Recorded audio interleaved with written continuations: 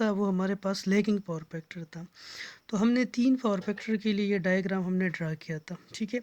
ये जो आप लोगों को डायग्राम नज़र आ रहा है, यहाँ पे आप देखें कि your current that is I A, this is the current I A, this lags the voltage V phase by an angle theta. This angle is actually theta. This angle is what? This angle is theta. Okay, this angle is theta. So the current lags the voltage by an angle theta. So this phasor diagram is drawn for lagging power factor. अभी हमने देखा कि हमारे पास जो input mechanical power होता है, ये हमारे पास shaft power of the generator होता है, और यही पावर जो है हमारे पास मैकेनिकल, यही पावर इलेक्ट्रिकल पावर में कन्वर्ट हो जाता है, ठीक है। तो वो हमने देखा कि ये आपके पास मैकेनिकली ये तो टार्क इंड्यूस्ड ओमेगा एम के बराबर होता है, लेकिन इलेक्ट्रिकली वो किस चीज़ के बराबर होता है, यानी आपका जो इनपुट मैकेनिकल पावर है वो पहले इलेक्ट्रिकल पावर में जब कन्वर्ट होता है तो वो किस चीज़ के बराबर होता है, 3 ई ए कॉस ओमेगा, कॉस गेमा। और ये मैंने अभी आपको दिखाया कि where gamma is the angle between E a and I a, ठीक है। सो अब आपके पास जो आउटपुट पावर है, so output power will be not equal to the converted power, बल्कि कुछ पावर जो है वो आपका आई स्क्वायर आर लॉसेस, आपके कोर लॉसेस के ऊपर कुछ पावर जो है वो डिसिपेट होगा, और आपका आउटपुट पावर जो है that will be less than converted power. So this will be what, 3 V phase IA cos theta, where theta is the angle between V phase and IA. So this is theta, this is actually theta, this is the angle between V phase and IA, this is theta, power factor, ठीक है। So यहाँ पे ये आपके पास real power है, this is real power, ठीक है। इसका रिएक्टिव पावर क्या होगा, reactive power will equal to 3 V phase I sine theta. Basic LCA के कोर्स में आप लोगों ने ये चीज़ पढ़ा था। अच्छा, अब ये क्या कहते हैं कि if the armature resistance R A is ignored, यानी अगर आप आर्मेचर रेजिस्टेंस आर ए को इग्नोर कर देते हैं, यानी क्योंकि आप लोगों को ये मैंने बताया था कि आपका जो सिंक्रोनस रिएक्टेंस होता है that is very very large as compare to resistance of the armature. Okay, so ये फेज़र डायग्राम जो लैगिंग पावर फैक्टर के लिए हमने बनाया था अभी, इसमें अगर हम आर ए को इग्नोर कर देते हैं तो इस फेज़र डायग्राम को हम फिर कैसे ड्रा करेंगे, यहाँ पे देखें, यहाँ पे इस पोर्शन को, यानी आई ए विल बी देयर, आई ए हमेशा होगा, लेकिन चूंकि आर ए अगर आप ज़ीरो कर लेते हैं, आर ए आप निगलेक्ट कर देते हैं, तो ये आई ए आर ए का जो पार्ट है ये क्या हो जाएगा, ज़ीरो हो जाएगा, ठीक है। और हम डायरेक्ट इसको जे एक्स, इस आई ए को हम इसके साथ ऐड करेंगे डायरेक्टली यहाँ पे, क्योंकि आई ए आर ए का प्रोडक्ट जो है वो क्या हो जाएगा, ज़ीरो हो जाएगा। सो यहाँ पे आप देखें, इस डायग्राम को मैं ड्रा करने की कोशिश करूँगा। This is actually, this is V phase, okay, this is I A, this is theta, and यहाँ इसको आप देखें,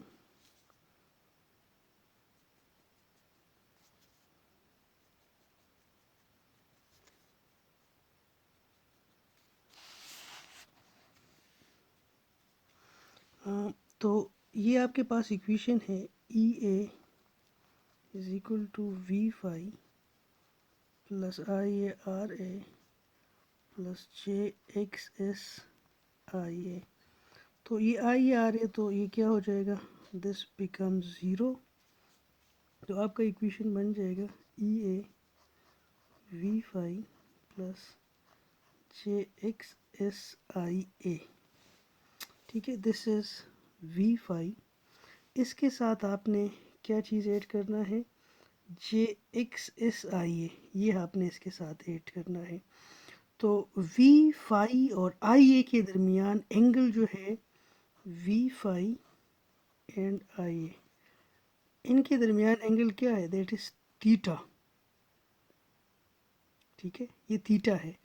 और वी फाई और यहाँ पे आप देखें आई ए के दरमियान एंगल क्या है, that is J. So due to lagging power factor आपके पास वी फाई और आई ए के दरमियान एंगल थीटा है, और यहाँ पे आपके पास एंगल क्या है, जे एक्सिस आई ए है। ठीक है, तो आपने इन दोनों एंगल को काउंट करना है। यानी अगर आप इसको यहाँ स्ट्रेट ड्रा करेंगे तो you are only counting this J corresponds to 90 degree.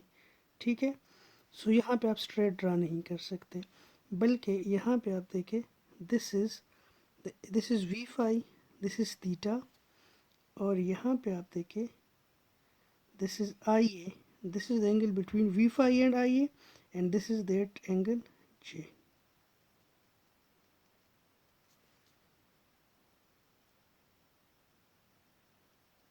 So actually this is what, this is v phi, this is v phi plus j x s I a।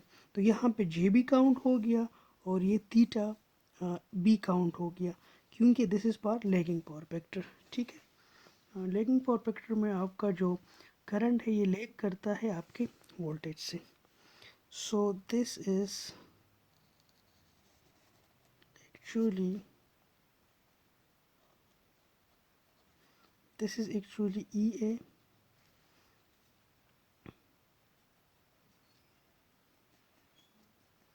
if this is EA, so the angle between V phi and EA is what? What is the angle between V phi and EA? This is sigma. Sigma is the angle between V phi and EA. So if this is EA, okay, is this is theta. So आपके पास ये क्या हो जाएगा, ये भी theta हो जाएगा. This is J X S I A. So this is J X S I A cos theta. This is J X S I A sin theta. यहाँ पे आप देखिए this is EA, this is what? This is sigma, this is EA, this whole, this is EA, यहाँ से यहाँ तक this is what? This is EA cos theta, and this is EA sin sigma. So यहाँ पे आप देखें कि this is actually represented by JXSIA cos theta as well as EA sin sigma. So हम लिख सकते हैं कि JXSIA cos theta is equal to EA sin sigma. Okay, this is a very important relationship. So यहाँ पे आप देखें आपका XSIA cos theta किस चीज़ के बराबर हो गया, EA sin sigma के. ठीक है, when RA is ignored. So यहाँ पे आप देखें कि इससे आप लोगों के पास आई ए कॉस थीटा किसके बराबर हो गया, E A sine sigma divide by X s. इससे पहले हमने देखा था कि आपका आउटपुट पावर जो है वो किस चीज़ के बराबर होता है, 3V phase I A cos theta. So 3V phase अपनी जगह पे आ जाएगा. आई ए कॉस थीटा की जगह मैं क्या लिख सकता हूँ, आई ए कॉस थीटा की जगह मैं लिख सकता हूँ E A sine sigma divide by X s. ठीक है, सो पी आउटपुट जो है वो आपके पास किस चीज़ के बराबर हो जाएगा, 3V E A sine sigma divide by X s. ये आपके पास पी आउटपुट बराबर हो जाएगा 3V phase E A sine sigma divide by X s. So जब आपके पास आर ए को आप इग्नोर करते हैं तो आपका जो इंटरनली जो मैकेनिकल पावर आपका इंटरनली पावर में कन्वर्ट होता है तो वो आपका कन्वर्टेड पावर जो है और आउटपुट पावर सेम होता है, क्योंकि यहाँ पे आप फ्लो डायग्राम में आप देखें, यहाँ फ्लो डायग्राम में आप देखें कि this is actually the power converted from mechanical to electrical internally. Okay, so आपके पास जो आउटपुट पावर होता है यानी आपके पास यहाँ पे जो कन्वर्टेड पावर होता है उसका कुछ पोर्शन जो है आई स्क्वायर आर लॉसेस में यूटिलाइज हो जाता है। कहाँ पे यूटिलाइज हो जाता है? आई स्क्वायर आर लॉसेस में यूटिलाइज हो जाता है। तो उसके बाद जो पावर आपका बचता है वो आपका आउटपुट पे चला जाता है, ठीक है। सो यहाँ पे चूंकि आपका अजम्पशन क्या था, आप लोगों ने आर को इग्नोर किया था। तो जब आप आर को इग्नोर करेंगे तो आपका आई स्क्वायर आर लॉसेस जो है वो क्या हो जाएंगे? इग्नोर हो जाएंगे, और आपका जो पावर कन्वर्टेड होगा और आपका जो पावर आउटपुट होगा वो क्या होगा जी? वो बराबर होगा। सो यहाँ पे आप देखें कि your output power and power converted is equal, they are both equal and they are both equal to 3v phase E sin sigma divided by xs। यहाँ पे आप देखें इस इक्वेशन में ये पावर जो है ये मैक्सिमम कब होगा? This is power output power converted 3v phase E sin omega divide by X. So ये पावर जो है देखिए, कीप इन माइंड कि 3 is constant, normally phase voltage is constant, induced voltage is constant because the speed is constant and the field current is constant। Induced जो आपके पास voltage है, this depends upon the speed as well as the field current। तो जब आप field current बढ़ाएंगे तो आप flux बढ़ा रहे हो, जो फ्लक्स बढ़ा रहे हैं आपका ई इंड्यूस्ड ई में पड़ेगा। जब आप स्पीड बढ़ाएंगे तो आपके पास इंड्यूस्ड ई में भी बढ़ेगा लेकिन उसका फ्रिक्वेंसी भी बढ़ेगा। तो नॉर्मली सिंक्रोनस जनरेटर के केस में उसका स्पीड जो है कांस्टेंट होता है, क्योंकि हमें आउटपुट की फ्रिक्वेंसी नॉर्मली 50 हर्ट्ज ही चाहिए होती है, ठीक है। सो हम स्पीड को चेंज नहीं करते, स्पीड कांस्टेंट रहती है। तो आपको मैक्सिमम पावर कब मिलेगा? यहाँ पे आप देखें when this sin sigma is equal to 1, और sin sigma 1 कब होगा?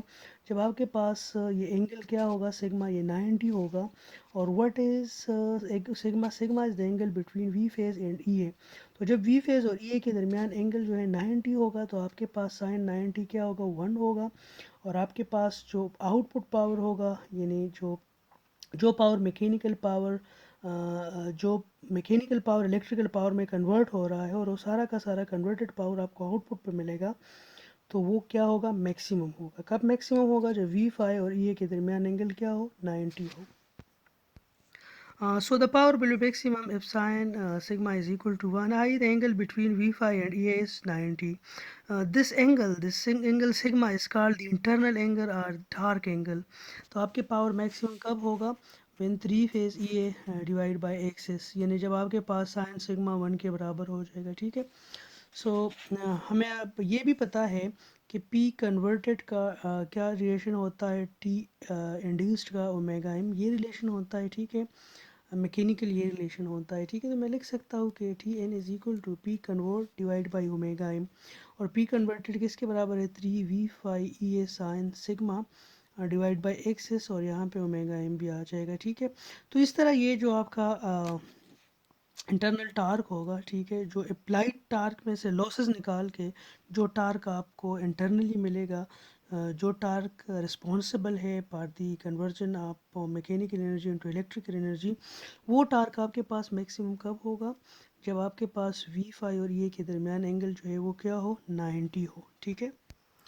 कीप इट माइंड आपके पास जो ये एंगल है वी फाई और ई ए के दरमियान, ये थियोरेटिकली हम कहते हैं कि अगर 90 पे पहुंच गया तो हमारे पास जो पावर होगा, कन्वर्टेड पावर होगा या जो आउटपुट पावर होगा, क्या होगा? मैक्सिमम होगा, और हमें मैक्सिमम पावर ही चाहिए होता है। लेकिन practically the generator is not capable of exceeding these limits, ठीक है। यानी प्रैक्टिकली जो आपके रियल जनरेटर्स होते हैं वो फुल लोड टार्क एंगल जो है 20 to 30 डिग्री तक पहुंच जाते हैं, इससे ज़्यादा वो नहीं चाहते, ठीक है। यानी 90 एंगल प्रैक्टिकली पॉसिबल ही नहीं है, ठीक है। If you have remember, we have draw the equivalent circuit of a three phase synchronous generator। हमने सिंक्रोनस जनरेटर का, थ्री फेज सिंक्रोनस जनरेटर का हमने इक्विवेलेंट सर्किट जो है वो हमने ड्रॉ किया था, और हमने ये सर्किट ड्रा किया था। जिसमें हमने कहा था कि this is synchronous reactance, this is resistance due to the winding, this is the internally generated EMF, this is the terminal voltage, and we have seen that this terminal voltage may be less, may be greater depending upon the power factor. If the power factor is leading, so V5 will be more than internally generated EMF.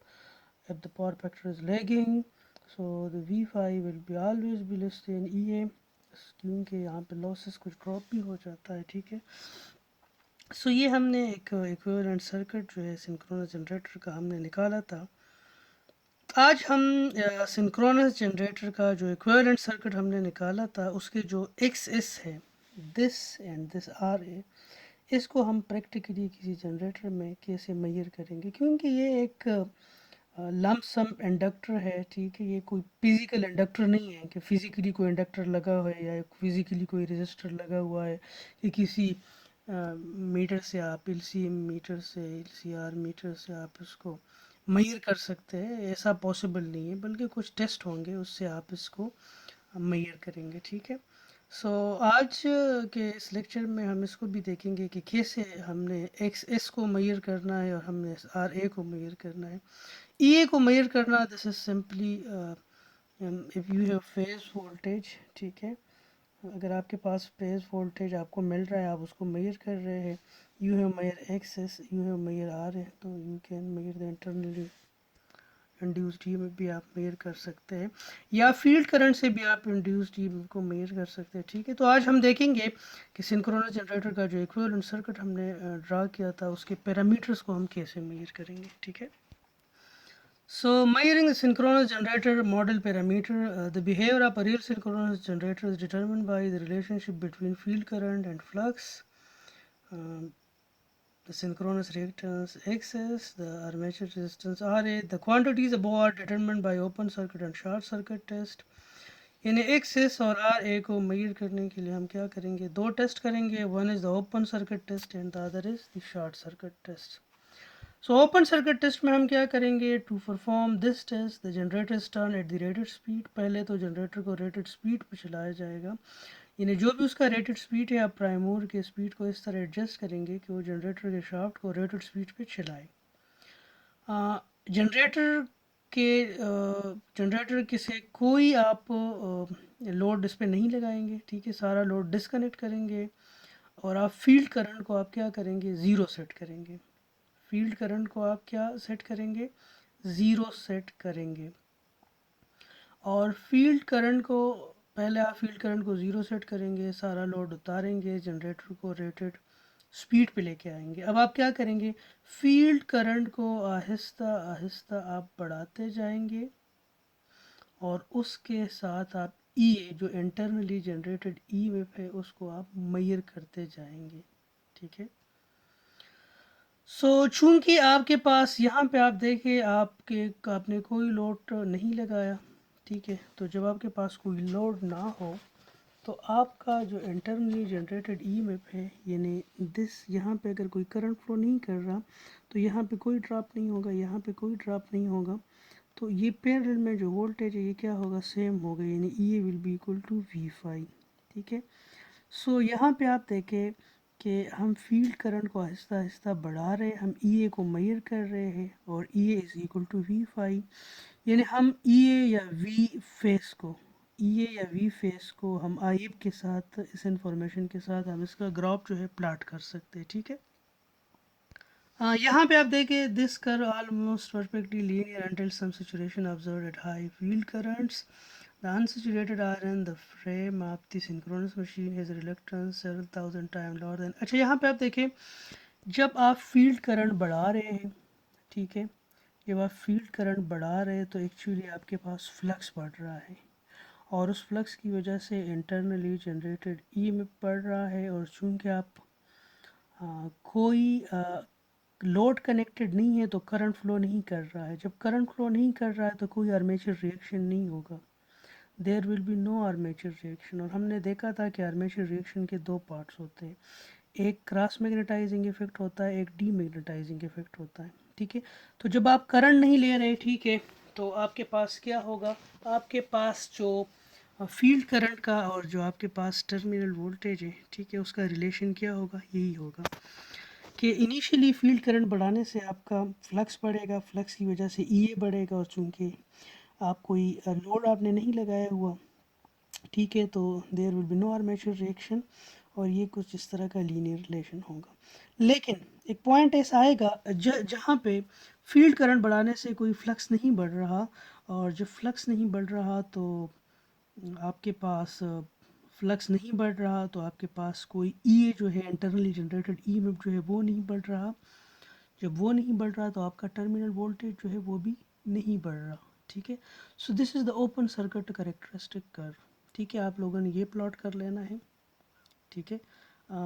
Open circuit again मैं repeat कर रहा हूँ, आपका जो generator का prime mover है उसको rated speed पे ले आए, सारा का सारा लोड डिस्कनेक्ट कर लें, फील्ड करंट ज़ीरो करें, फिर आहिस्ता आहिस्ता फील्ड करंट जो है वो बढ़ाते जाए, इंटरनल जनरेटेड ईएमएफ या टर्मिनल वोल्टेज आप मेजर करते जाए और उसको प्लाट करते जाए, तो उसका प्लाट जो है इस तरह आएगा, इस तरह प्लाट आएगा। इस तरह क्यों आएगा वो मैंने अगेन आपको बता दिया, क्योंकि कोई लोड नहीं है तो उसकी वजह से कोई करंट फ्लो नहीं कर रहा। जब करंट फ्लो नहीं कर रहा तो आपके आर्मेचर में अगर करंट नहीं फ्लो कर रहा तो आर्मेचर का कोई मैग्नेटिक फील्ड नहीं होगा, कोई मैग्नेटिक फील्ड नहीं होगा तो आर्मेचर रिएक्शन नहीं होगा, तो इस वजह से आपका ये सिचुएशन होगा। जब आर्मेचर रिएक्शन होगा तो आपके पास डीमैग्नेटाइजिंग इफेक्ट होगा, तो फिर ये इस तरह नहीं होगा, ठीक है जी। शॉर्ट सर्किट टेस्ट में क्या होगा, adjust the field current to zero again and short the circuit terminal of the generator through a set of meters. Then the armature current IA or the line current IL is made as the field increases. यहाँ पे आप ये देखें कि short circuit test में आप again field current को zero करेंगे, टर्मिनल को आप शॉर्ट सर्किट करेंगे, जनरेटर की जो टर्मिनल्स हैं उनको क्या करेंगे, शॉर्ट सर्किट करेंगे, और आप जो आर्मेचर करंट है आई है जो करंट है उसको आप मेजर करेंगे फील्ड करंट के साथ। पहले फील्ड करंट बढ़ाएंगे तो लाजिम बात है फील्ड करंट आप बढ़ाएंगे, ई ए बढ़ेगी, ई ए जब बढ़ेगी तो उससे आई ए बढ़ेगा, ठीक है। और ई ए आपके पास लीनियरली बढ़ेगी क्योंकि there is I A, there is a demagnetising effect, तो आपका जो सिचुएशन पॉइंट है वो नहीं आएगा, ठीक है। तो ये एक लीनियर रिलेशन होगा आई ए और आई एफ का, ठीक है। आप लोगों ने इस चीज़ को ड्रा कर देना है। सो जब आपके पास टर्मिनल शॉर्ट सर्किट्स है, ठीक है, तो आपने आपके पास जो है आर्मेचर करंट आई ए जो है this is actually E A divide by R A plus J X S, और इसका मैग्नीट्यूड जो है वो किस चीज़ के बराबर है, आई ए इज इक्वल टू ई ए, और उसको z से डिवाइड करें तो आपके पास आई ए का मैग्नीट्यूड आ जाएगा, ठीक है। जब आपके पास z आ जाएगा, ठीक है, तो z is actually the ratio of E A divide by I a, और चूंकि आपका जो आर ए है वो बहुत कम है तो इस वजह से आपका एक्सेस जो है वो ई ए डिवाइड बाई आई ए के बराबर हो गया, ठीक है। तो आपके स्टेप्स क्या है, get the internal generated voltage E A from the open circuit at the field changing. पहले आप क्या करेंगे, ये देखिए इस एक्सेस ये जो आप सिंक्रोनस रिएक्टेंस फाइंड कर रहे हैं तो उसमें आपको ई और आई ए चाहिए। ई जो है आप ओपन सर्किट टेस्ट से हासिल करेंगे, ई आप ओपन सर्किट टेस्ट से है कैसे हासिल करेंगे कि पहले आप फील्ड करंट को ज़ीरो करेंगे, फील्ड करंट चेंज करने के साथ आप ई आपको आप नोट करेंगे, ठीक है। तो इंटरनली जनरेटेड वोल्टेज जो ई है वो आप ओपन सर्किट टेस्ट से आप फील्ड करंट को वेरी करने से आपके पास ई आएगा।